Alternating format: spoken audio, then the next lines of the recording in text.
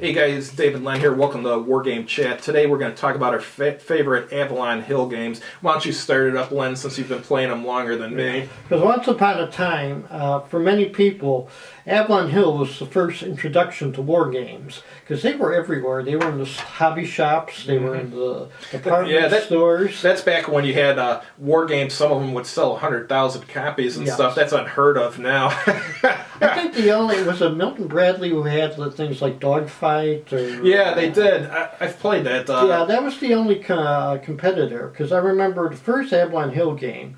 A friend of mine bought Luftwaffe. We thought it would be like Dogfight with little plastic airplanes of World War II ones, and then found out all these little circles. And I told him, he was confused. And I told him, I just happened to see 12 o'clock high like a week ago, and I told him, well, just like 12 o'clock high, maximum effort, and we got to bomb a lot of things.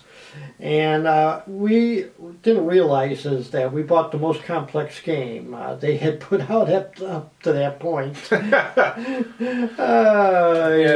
quite an introduction to the hobby, huh? Yeah, of course, later we started getting into more introductory games like Kriegspiel and Blitzkrieg were meant to be games that introduced you to the hobby. Kriegspiel actually isn't bad. A lot of people don't like it, but it's not that bad. Well, I was going to say, for veteran gamers, if you were a veteran gamer bought it, it was like, it's a little dull and monotonous. But if you were new, this is like, whoa, this ain't too bad. And then there was the classics.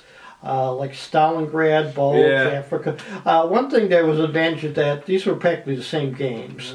In fact, it was like everything was the same except in Stalingrad, cities and rivers were defensive positions. While in Bulge, you had this, and the Africa Corps had, Yeah, I've played Bulge and I've played Stalingrad. I haven't tried Africa Corps yet. Bulge, I've played that about maybe 4 times, and I think every time I played it solo, so I don't know how it is competitively, but solo it was okay. One thing you got to remember is that Avalon Hill was going to be, their goal was to be the next Milton Bradley or whatever. So they had these family games. My favorite was Outdoor Survival, which is I didn't like that one. I like your outdoor survival game, Wilderness Adventure, better. Yeah. And they had one, I remember one that was for the stock market. That was good. They had a couple, actually, a lot of their... Some sports games, too. Yeah. The first railroad game I noticed was an Avalon Hill one. I forgot the name of it. Was it any good? I don't care for railroad games. But for those people who got into it, this was like, they were fanatical. Gotcha. Yeah. I also, let me see, I like Guadalcanal, which is strange because this is like one of the most hated games. Is it? I got that at home. That's the one where you have to constantly replace the counters with other ones because there's like more than 2 steps or something. Yes. Yeah. That's part of the reason. The map is ugly, and since Avalon Hill fans were closet Nazis, they didn't care about any war in the Pacific battles. That was one of the problems. It seemed like they did very little in the Pacific theater. And also was that they were trying to be like very commercial, so they have to pick the battles that were appealing. So... yeah, that's why there's so many World War II games. It's just because there's so many people interested in it. Yeah. I personally think World War II has been so overdone in this hobby. Don't get me wrong, I still like playing it on occasion, but there's just too much of it. I wish there was more ancients. More ancients, more modern stuff, I think. World War II is like, okay, how many battles of the Bulge do we have to have? Yeah. It's like, well, listening to classic rock station, and you're thinking, I heard this song like 1,000 times. One Avalon Hill game, I don't know if you got it on there, is, what was it, Gettysburg. That one's a good one. Yes. That was one of the originals, and I remember that was an early game I got. And it was, I wasn't too much into the Civil War, so that was... I'm not either, but that game's good. I remember being very complex, and it was difficult. When we tried it, it was like, damn, this is so easy to play. Yeah, well, it plays like a miniatures game more than Yeah. like a hex and shit board game. Probably because there's no hex map. Yeah. And also we have the rectangle counters. One thing a friend of mine we did is that we played our first What If. We were told that Stuart Cavalry, if they'd been there the first day, they would have won the battle. So we tried it. Stuart's Cavalry's there at the beginning, and they won the battle. Mm-hmm. For some reason, 1914, from period of my life, I was into World War One. So naturally, I got 1914. Mm-hmm. And boy, was that complex. I think I got that. That was from Avalon Hill. Yeah, I think I got that somewhere at home. Yeah. I don't believe I've tried it. Great cover, but my favorite was Wooden Ships and Iron Men. Yeah, that one is good. And, I forgot, they also had the Submarine Game. Yeah, I've owned that several times and never got a chance to try it. It's one of those things where I had it for years, didn't try it, and then I ended up trading it away or selling it away. There's two of them. They had one earlier called U-Boat, where you had like a generic sub against generic, I think a destroyer, and you had to either evade it or sink it and get off the map. And then they had Submarine, which was an old battle line one, in which you had all the rated subs of the world with the rated ships and everything. I remember it was strange as we used to do stuff like British subs versus Italian destroyers, cool. Or British subs against German escorts. Let's see what that looks like. None of the obvious ones. Yeah, you've played some, we've played some Starship Troopers from Avalon Hill, too. Avalon Hill didn't have really many, at least initially, they didn't have many science fiction games, but Starship Troopers was good. I think they started doing more later on, afterwards. Yeah, after they had been bought a few times, I believe, yeah. Yeah, because... who owns them now? Hasbro or Wizards of the Coast? I can't even remember who owns them. Hasbro bought it. I don't know if Wizards of the Coast owns them now or what. I don't know if Wizards of the Coast even exists. I haven't been following the business news. One disappointment, Squad Leader in the 70s, it was almost as popular as Dungeons and Dragons. And I tried it with a friend. It was like, after the first couple scenarios, it started getting complicated. Yeah, with that level of detail, I'd rather just play if you're going to do that level, just play a miniature game. Yeah. So,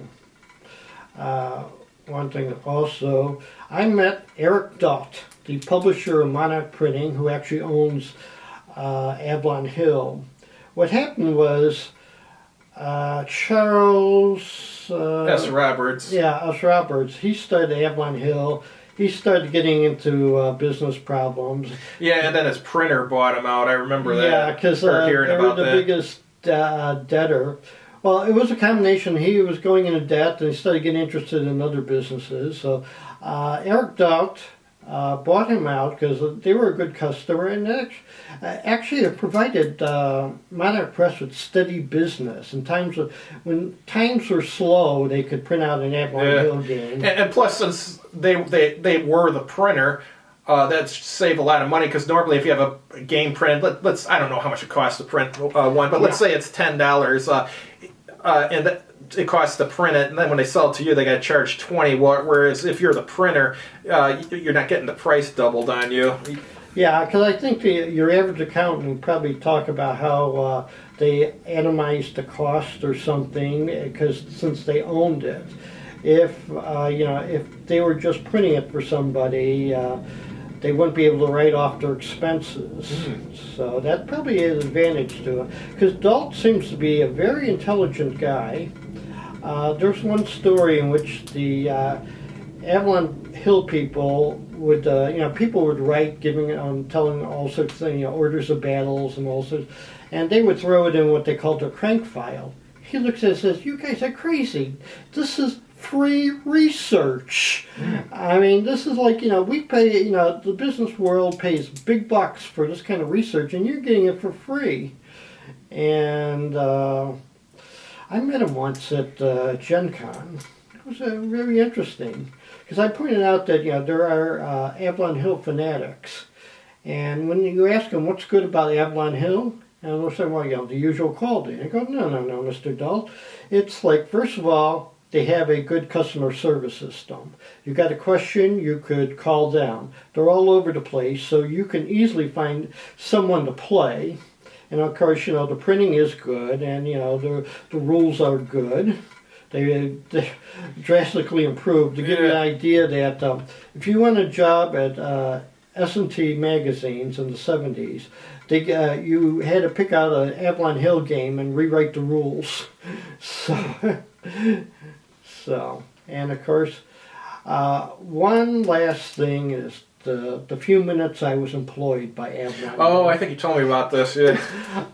1 year at Gen Con, there was I was in the dealer's room. I'm looking at their stuff. Now there's an announcement that Avalon Hill had just been bought by Hasbro, and the two employees said, "What?"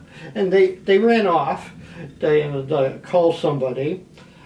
I happened to be like the only one standing in the booth area, so people came up to me and started asking me questions. So I started recommending games. I told them, "Don't give me the money." And then a few minutes later, somebody came back, and I told them, "Okay, you should give this guy the money." But I always told people how I was employed for 5 minutes at One Hill. So. And to be fair, I was also employed for 5 minutes at the Avalon Press, but that's another story. Where'd you see them at? What convention? Okay, that was at NavCon, and actually... Avalanche Press went to NavCon? Yeah, first couple I went to. Wow. Yeah, because remember, they have a Great War at Sea series. Oh. And World War II. And what it is, the dealer says, wait a minute, I got to go up... says, Len, why don't you watch the stuff? Because I know you got everything here. So you won't be stealing it.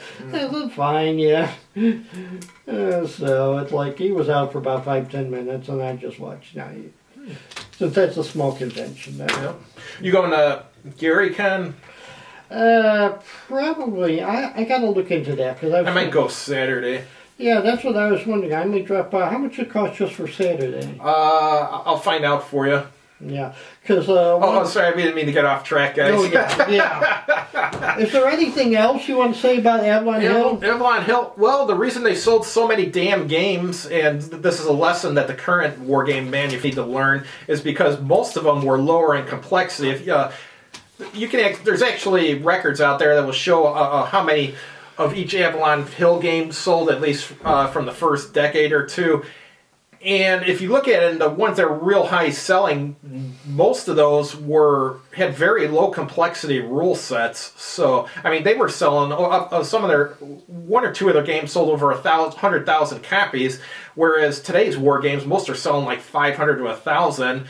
But today's war games are a lot more sophisticated and stuff. So you got to kind of wonder if they reduced the detail and made the games more playable and easier to learn. Because I've had so many people I've known who have gone out and they've bought like a game from GMT Games. They look at the box, they see it at Games Plus. It's got a nice cover on it. They look at the back. They're like, oh, this sounds interesting. They open it up. It's got a 40-page rule book, a 20-page playbook. They've never played a war game before, and they just can't figure it out. Yeah. So you've just lost a war gamer there because of that. GMT has the world's smartest game testers.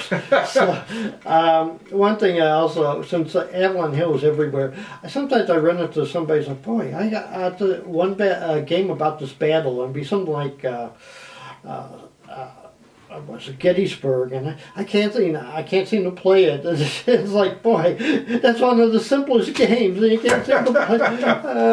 But yeah, it's just that when I started, it was like this was like the only game in town, so you would work at it, and so now you have good games all over the place. So. All right, guys, that's all we got. Thanks for watching, and have a good evening.